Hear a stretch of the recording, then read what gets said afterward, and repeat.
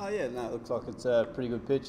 Obviously my first time here to Durban, full stop, so I've never actually been here or played here, so I know I've been talking to the boys about how it usually plays here, so yeah, it's going to be a pretty good cricket wicket to be fair. Obviously you got two good sides going head to head, so it's going to be a crackerjack series really, so it's yeah, can't wait.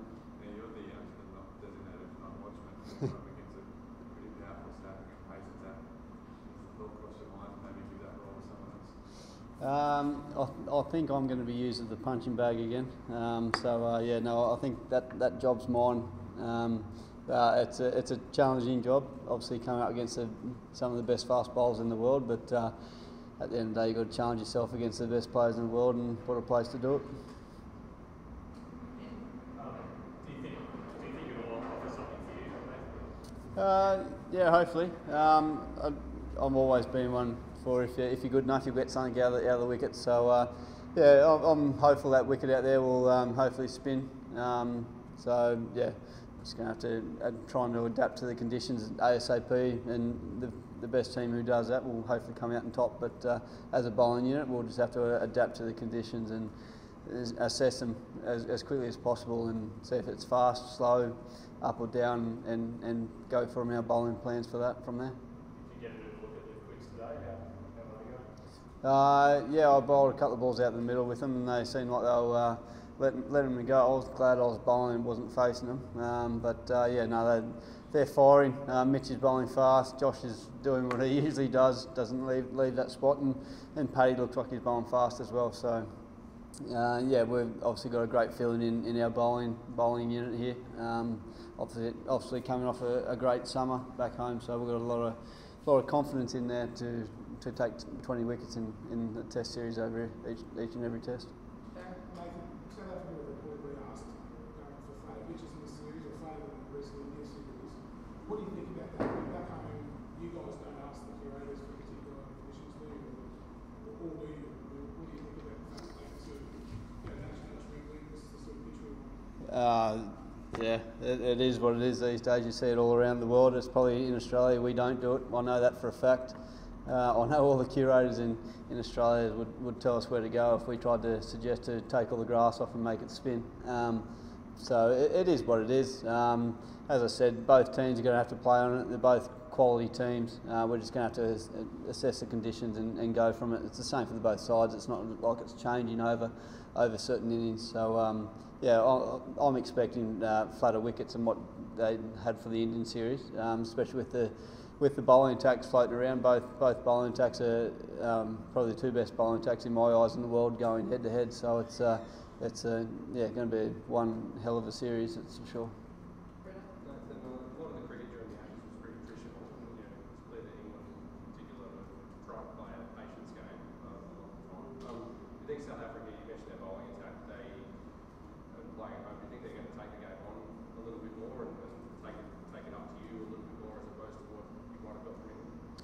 Yeah, I dare say if you look at both sides, I think there's going to be times in the game where patience is going to play a massive role, but there's also going to be times where both bowling attacks are going at their batters, and their bowlers are going to be going at our batters, etc. So it's going to be just big moments in the game where you're going to have to assess them and try and either come out on top in those big moments, or try and minimise the damage in those big moments. It's just about identifying those things as quickly as possible and paying.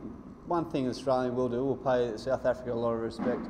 They're one hell of a side, so it's going to be a great series. But it's just about trying to identify those big moments in the big series and try and minimise them and maximise them when they're going well for us. Can you reflect on how much different or better a place you're in this series, say, the last time you played South Africa when you had that dry spell? I think the whole side, Australian side's in a better place. Obviously, there's been a big change since the last time South Africa were out in Australia, and you've got to give them credit. They totally outplayed us in our own conditions, which didn't really go down well with myself personally or the whole side. So I know we've spoken about coming over here, and we've really enjoyed coming over here in the last couple of series I've been over here.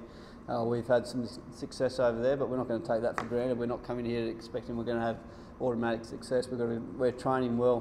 We've just had an unbelievable training session then. The boys are firing, and there's a lot of confidence in the Australian change room, but as I said before, we pay the South Africans a lot of respect. They've got some class players there, so it's just going to have to see how we go, but and make sure we're competing and challenging the South Africans.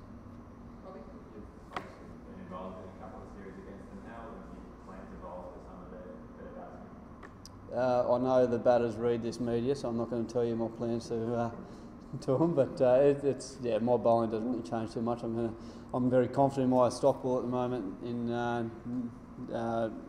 my consistency. So I'm not going to be changing too much. So it's going to be another great challenge for myself, coming up against some best batters in the world. In terms of, without detailing what it is, just how better prepared do you feel bowling to some of these guys?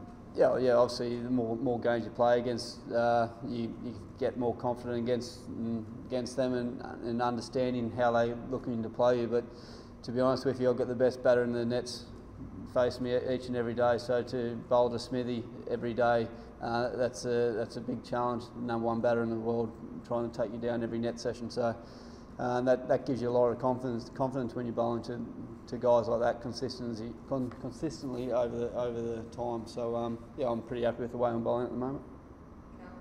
David Warren obviously was the tour match. Can you just tell us his preparations tracking and how he's looking at it as well? Yeah, he's come in. He's like an energizer bunny at the moment. So it's great to see. He's running around. He's got plenty of volume, and we need Davey up and about like that. We all know he's a world class. He's an X factor. He's hitting the ball extremely well in the nets. I was just bowling to him half an hour ago, and he was whacking me. So it's great signs for Davey. I'm very excited to see Davey up and about, and really exciting times ahead for, and hopefully a massive series for Davey. Last two here, Benny. Nathan, just about the verbal battle on the field last time in South Africa and Australia, there was the whole mid-gate incident with fucking the seat. Will you guys be reminding him of that on the field? I can't remember that. What happened? What happens on the field stays on the field. We're all grown men. We'll compete hard. We know where the line is. We headbutt it probably, but we're not going to go over the line. It's a mental game as well as a physical game as well. So if something is going to be said, and no doubt it will be said from both camps. I know when I go out the bat, I'll get a warm welcome from most of them. So it's part of the game. It's Test match cricket. It's challenging. It's competitive. And you're playing for your country, it's exciting times. It's a great battle, and as I said, we pay the South Africans a lot of respect. No doubt that goes both ways. So it's going to be one hell of a series. I'm pretty excited about it, to be honest. Nathan, I know it's gone back a few years, and you were only a young player yourself. But is there anything that struck you about Pat Cummins' debut in South Africa back in 2011? Obviously he's a young, exciting, quick, and the way he worked over a couple of the best batsmen in the world at the time. I think he took one in the first, and I think he took six in the second, then hit the winning run. So he had a pretty amazing Test debut. And but saying that, I think Pat's a totally different bowler now. He's smarter. He's just as quick as what he was back then. And he uses his bouncer a lot more efficiently, I guess. In my eyes, Pat's one of the best bowlers in the world. He's quick, he hits at length, but he's an X factor as well. But saying that, I think his whole game, he's an athletic guy in the field, and his batting's going from strength to strength. So he's working his way up to being a complete player in my eyes. So he's an X factor, but it's exciting times for Pat. So. Last one. Nathan, we missed that last series in Australia, Test series. What does he bring to the table, and what challenge do you think he poses you in particular in the middle of that? AB, he's a world-class player, isn't he? He has been for a long time, and it's shown by his consistency and scoring runs all around the world. He probably brings a lot of calmness to their side, especially in that middle order. He's going to be a massive challenge for me, especially if he's batting long periods of time. So no doubt we'll sit down and work out plans that we can hopefully interrupt his series, but he's a world-class player, and as I said before, and always throughout my career, I've always wanted to challenge myself against the best batters in the world, and AB de Villiers is one of the best batters in the world. So it's going to be a hell of a series, and it's exciting, as I keep saying. So yeah, can't wait.